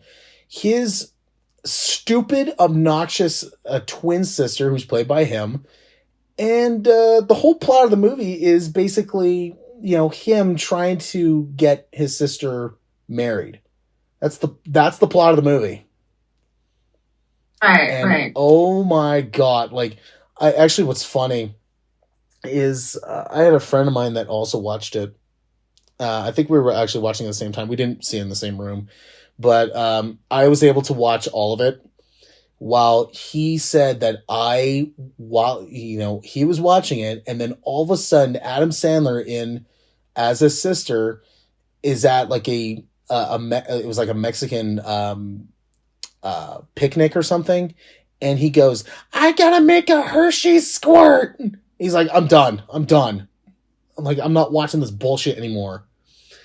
And I'm like, dude, I wanted to chuck something at the TV when I saw that, but somehow I was able to not do that.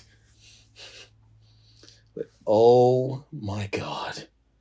And then Al Pacino doing it. That movie was him embarrassing himself. Like, Jesus. Yeah. As much as I hated Pixels, Jack and Jill I thought was so much worse. And yeah, still have, like, battle scars from that. It's like, after I watched it, it was like I came in a war. So, good times. So anyway. I mean, anyways.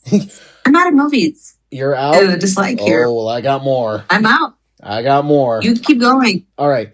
I threw this one in there just because, I'm like I mentioned before, like, I know a lot of people that don't like the Paranormal Activity series. And if I had to throw one movie in there, it would hands down be The Ghost Dimension. That movie just plain sucks. I'll try to go through this real quick so I can get to my big one. The Last Airbender. Yeah. What a film that was. Yeah, I mean, from basically them saying, hey, everything that made that show great, how about this? We're going to shit all over it and basically, not make it like it was and replace all the actors as white people. And yeah, that'll go just fine. Nope. Just nope.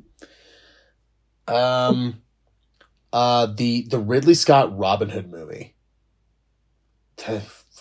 That movie's just boring as hell.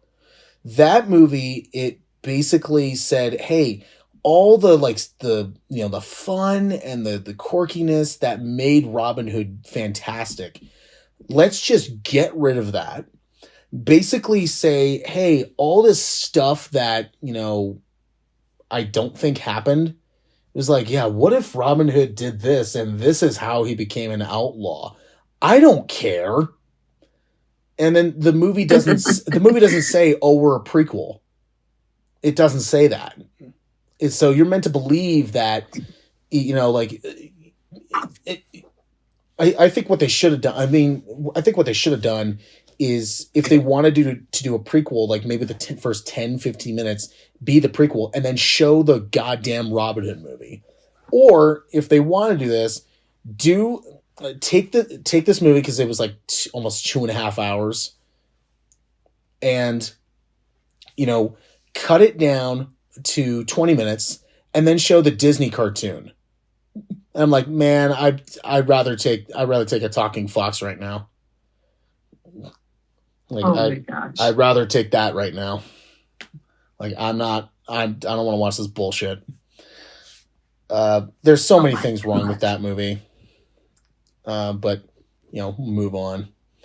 Um, oh, shoot, whatever. Oh, this one. I mean, I remember texting you about this one, like as I was watching it. Cats. What cats? Okay, well, never mind. Okay, I get it. I love how you were questioning, like, wait, you put cats? Wait, never mind. Like, yeah, it was just like you were asking, like, you're watching a bad movie, then you're trying to ask questions, and you just go, ah, fuck it. Like, wait, why are they Okay, doing fair enough. screw it. Um, I mean, from where do I begin with that one? The fact that, you know, it's, you have actors who aren't singers and singers who aren't actors. And it's just painful to watch. And the fact that they basically put the actors' faces on CGI bodies, it looks just so weird. And what really sucked about it is it's the same director who did the Les Miserables movie, which the musical one with, like, you had Anne Hathaway, Hugh Jackman, Russell Crowe, who really can't sing. But that you go from that movie, which was really good, to now this bullshit. No, not going to do that. And then the audacity of them putting fucking James Corden in it just makes it so much worse. But moving on. Moving on. The 50 Shades of Grey series. I don't get it. It's a chick flick. It's a women's movie. I don't think any man. It is a horror film. In actuality, I think it's a horror film for women.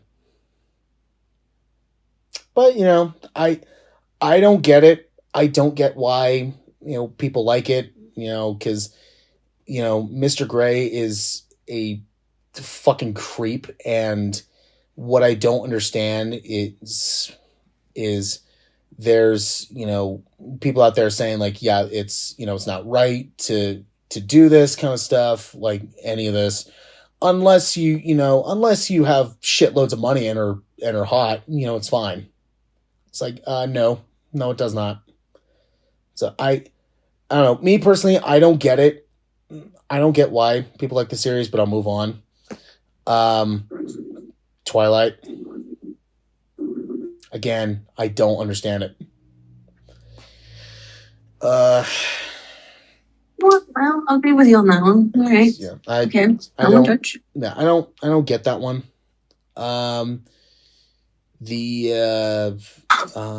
Is that everything? Yes. Okay. So now I'm on to my big one that you probably never even heard of this one.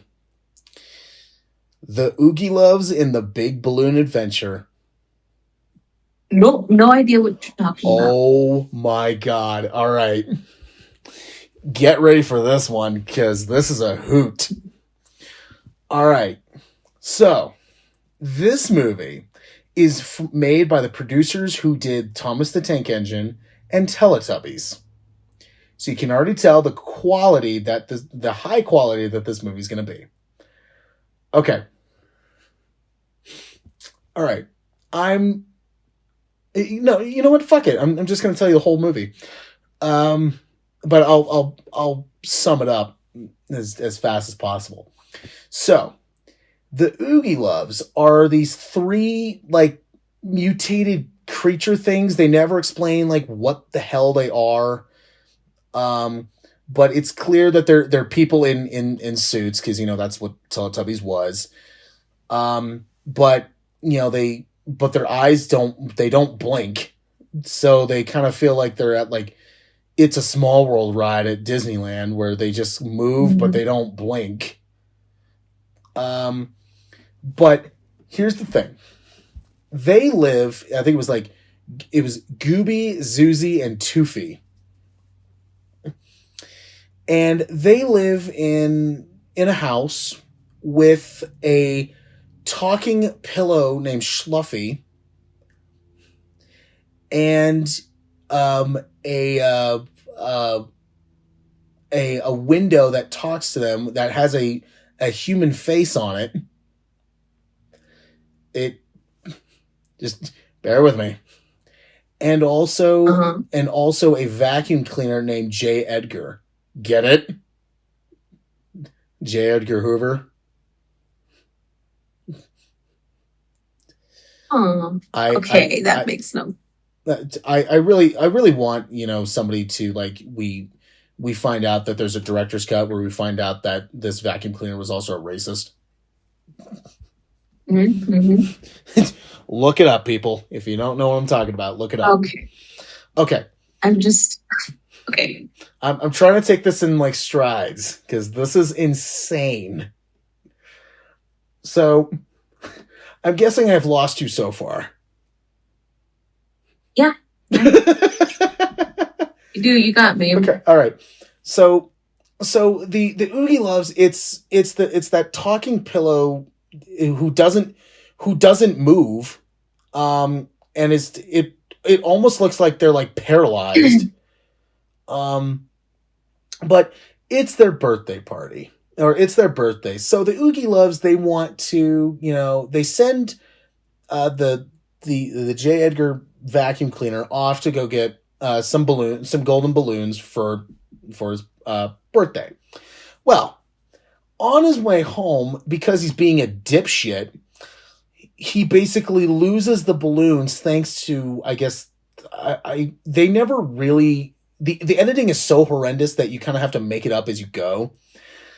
And the way it was filmed, they filmed it like these like puppet rats jumped him and made him like let go of the balloons. So they're like, oh no, what are we gonna do? Well, the Oogie Loves are gonna go get the balloons back. And there are 5 balloons, and they land on 5 different celebrity guests that show up. And let's just say that every time they do, an actor's career just died. Okay? And I'll say this. The first one they go to is, do you know who Cloris Leachman is? I think so. Have you seen Young Frankenstein? Yeah. I think it was Frau Brucker. Then the horses go off. Oh. Yeah. Okay. It's her. If you see her face, you'll be like, oh, it's her. She plays a woman named Dottie who loves circles. And I'm like, oh my God. Like, what the fuck are you doing in this? So the second one, which was, okay, when you're watching it, you have all these different emotions because you just can't process what the hell you're looking at, nor what you're watching. There were times where I was scared, going like, what the hell is that? There were times when I was laughing my ass off because I was like, this is just incredible that this got made. There were times when I was sad because I'm like, oh my God, what the hell are you doing in here? Like, having mixed emotions all at once. So then the next one they go to, it's this actor named Chaz Palminteri, if you've ever seen The Usual Suspects, he plays this guy named Milky Marvin who runs a milkshake place, and he talks like with a stereotypical New York accent. Like, so he goes like, hey, daddy-os, and like he does that. And honestly, and oh yeah, in each one that they go to, they do a song. His was the best, which means his was the worst, because he is voice cracking like crazy. And it's hilarious.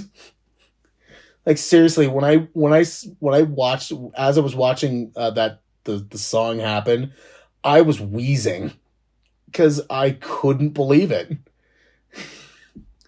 Like seriously, like in the middle of the song, you hear voice cracks, and they're just like, "Screw it, let's keep it in." The third one is Toni Braxton. Do you know who she is? Yes. Okay, she plays a pop star who loves roses but is allergic to them. The fourth one is Carrie Elways.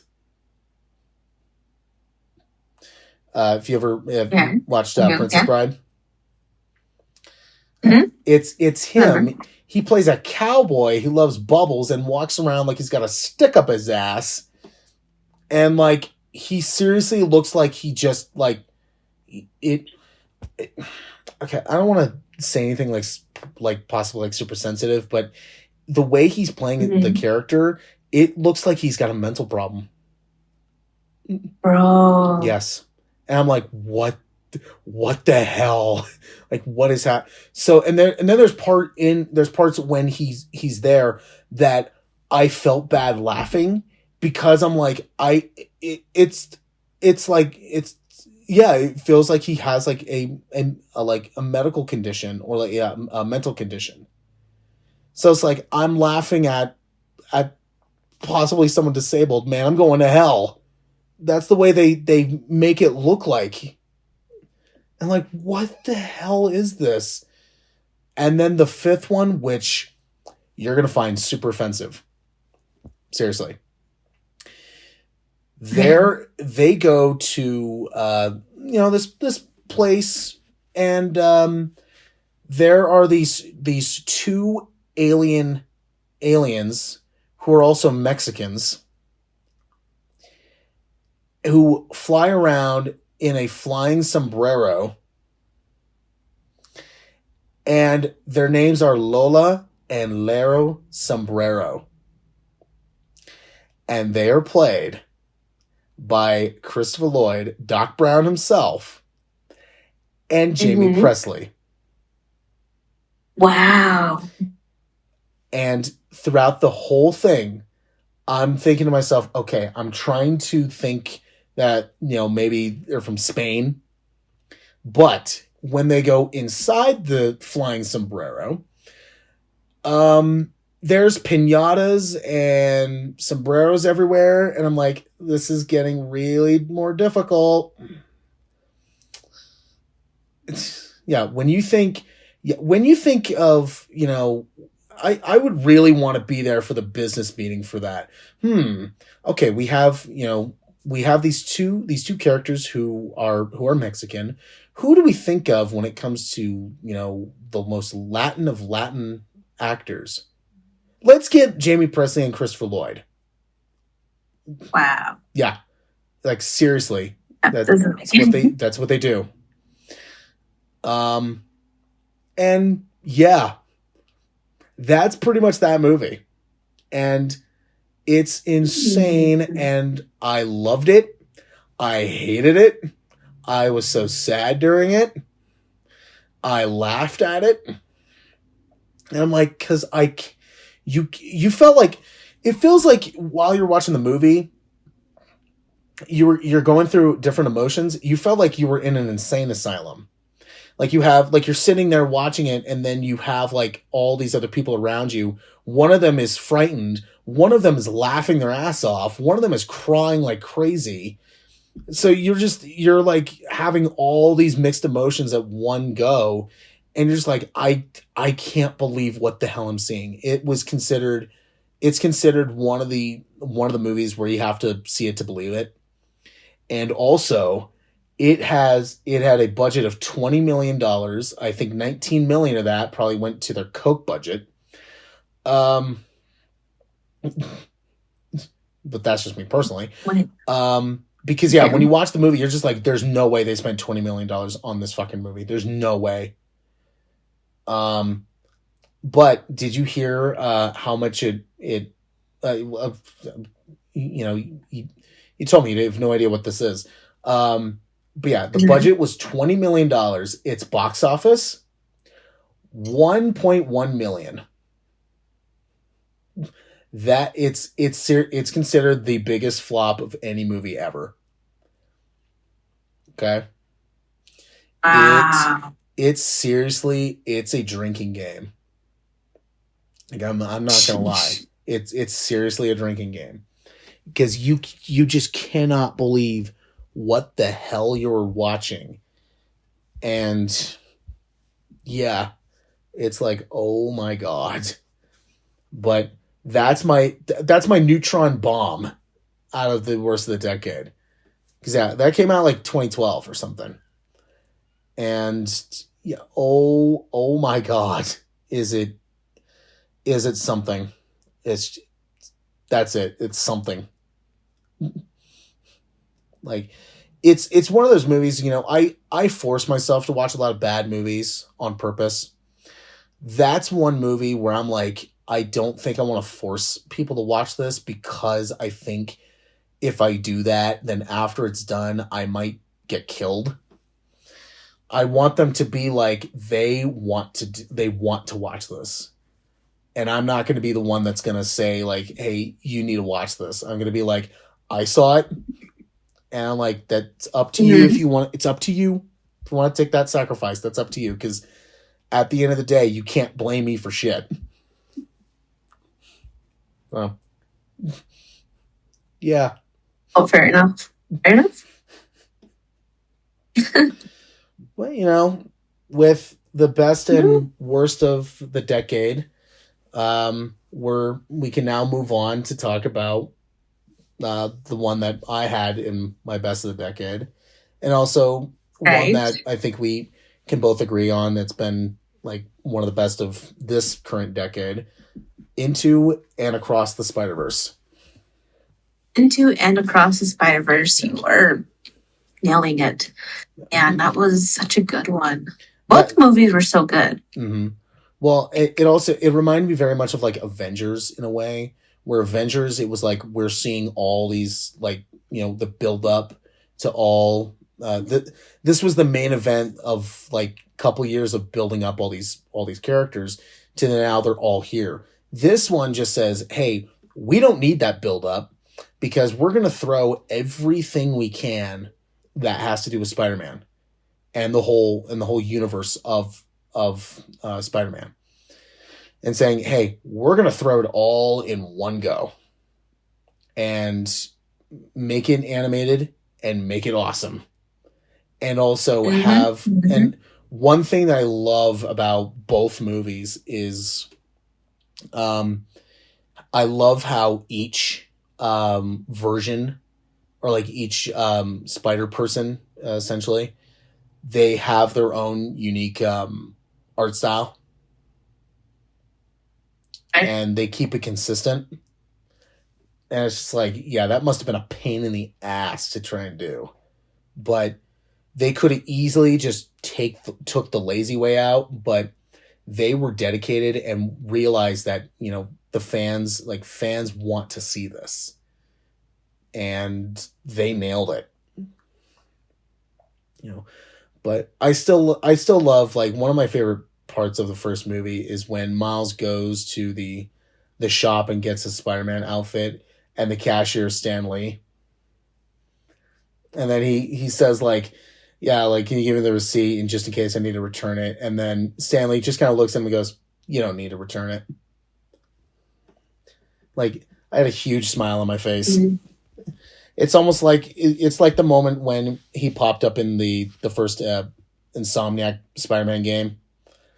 Like, my jaw was to the floor because no one said anything, and I was just like, "Oh my God, this is awesome!" Yeah, well, and actually, with that part, I, legitimately, I teared up, because I think it was right after he passed away. But they did it. Mm-hmm. But yeah, Into it sets up, like the rules of the world, and then Across just goes, hey, we're just going to throw everything in your face and just show you just how insane we're going to go. And and then Across, especially, it leaves on a cliffhanger. That's just like, oh damn, well that sucks. And it was definitely something that I was not expecting, and it was definitely like, oh, we're going this route. All right, well, shit. But I still think, as much as I think the casting was well done, having Nicolas Cage voice Spider-Man Noir, I think, was the best choice they ever made. I agree. I loved every single person they put to voice act in these two movies, down to like Miles and Peter, and just even the small, like random Spider-Mans that were, yeah, in there, yeah. So, like I know, in Across, I think Punk Spider-Man was, oh shoot, I forget his name. It's Daniel. Shoot, he was in like Get Out. He was in Black Panther. He was in Nope. God, I forget his name. It took me a while to figure out that it was him. I was like, oh, it's you.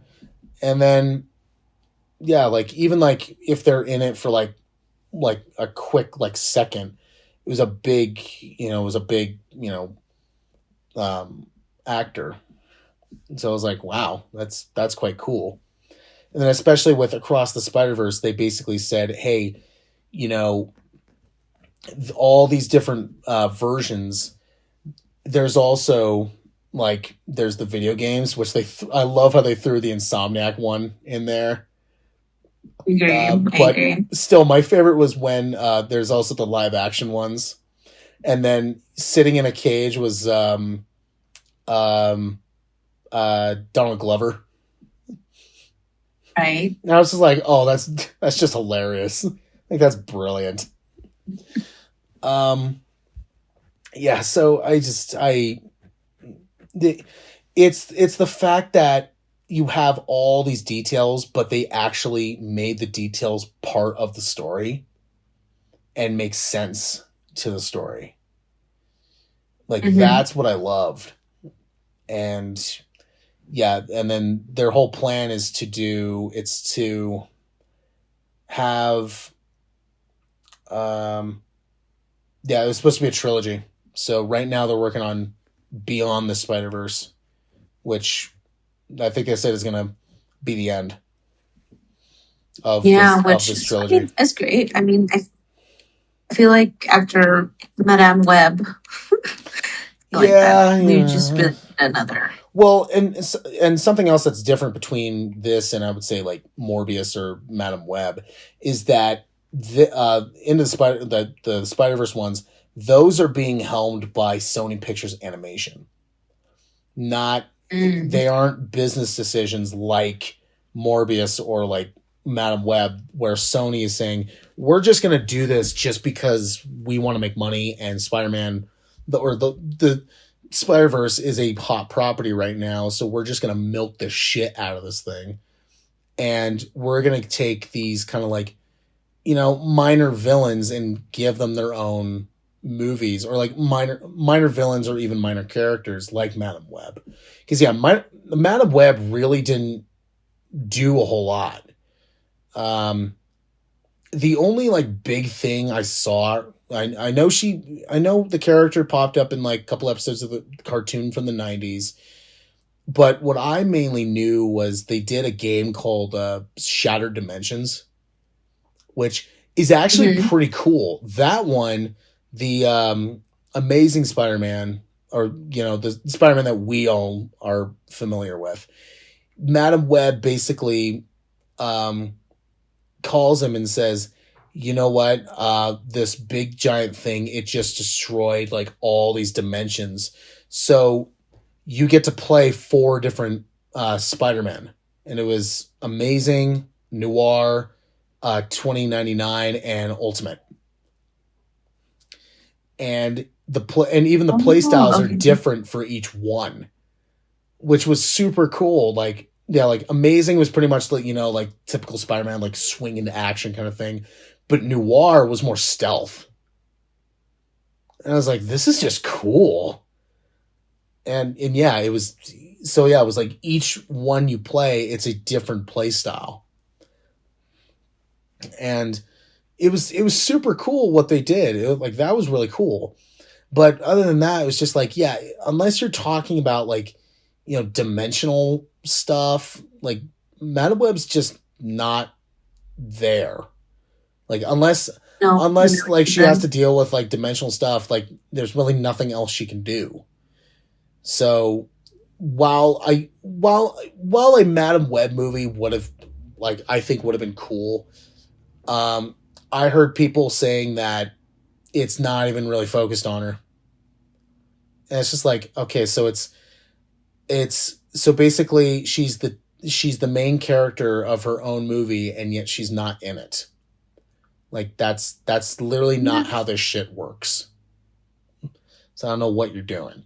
But I'm glad that, the Spider-Verse movies aren't like that. They aren't like money first in their like business decisions. They actually do take their time and, put love into it. And it reminds me very much of kind of like what the Batman animated series was back in the 90s. Because that show was so good, but it was also so good because it was made by a lot of the people who did the Batman comics at the time. And so they knew their stuff. This feels very much the same way, where it's like it's like helmed by people who know how this works and how this universe and characters work.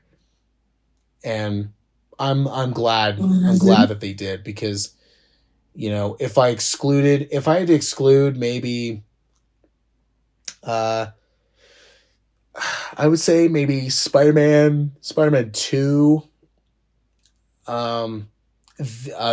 These ones would be my favorite. Would be my favorite Spider-Man movie. I agree with you on that one. Yeah, if I excluded those other ones. Because yeah, I grew up with the Maguire ones. Well, mainly 1 and 2. I also did grow up with the Maguire ones too. Yeah. So yeah, but overall, so much fun, and I'm sure you're gonna give it like You Are God. I'm giving it You Are God, both of them. Nothing beats the flow of all the movies. They all just flow into each other. The plot is amazing. Voice acting is great. Animation is top tier. Down to the soundtrack. I mean, there's nothing that can beat it, in my opinion. Yeah. Well, yeah, I would say the same way, and we'll see what Across the Spider-Verse does at the Oscars. Let's see if it wins Best Animated Film. Because man, I'm really hoping that it does. But we'll see. Yeah, so highly recommend those two if you haven't seen it, and they are the superhero movies that I'm like, I wish we had more of these. But it makes them unique, so have no problem.